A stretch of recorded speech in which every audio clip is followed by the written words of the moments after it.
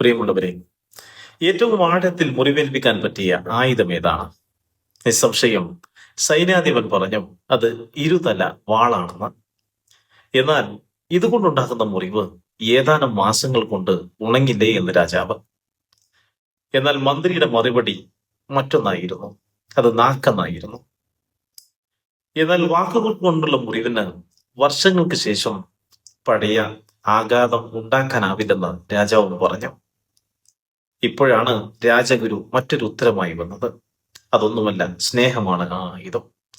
ആത്മാർത്ഥമായി സ്നേഹിച്ച ഒരാൾ ഉണ്ടാക്കുന്ന വേദനയും മുറിവും മറ്റൊരാൾക്കും ഉണ്ടാക്കാൻ കഴിയില്ല. സുഹൃത്തുക്കളെ, ഒരാളെ ഉന്മൂലനം ചെയ്യാനുള്ള എളുപ്പവഴി അയാളെ സ്നേഹിച്ച ശേഷം ഉപേക്ഷിക്കുക എന്നുള്ളതാണ്. എത്രമാത്രം സ്നേഹം പകർന്നുവോ അത്രയധികം ഹൃദയഭേദകമായിരിക്കും ആ ഒറ്റപ്പെടുത്തൽ. സ്നേഹമാണ് ഏറ്റവും ശ്രേഷ്ഠമായ വികാരം.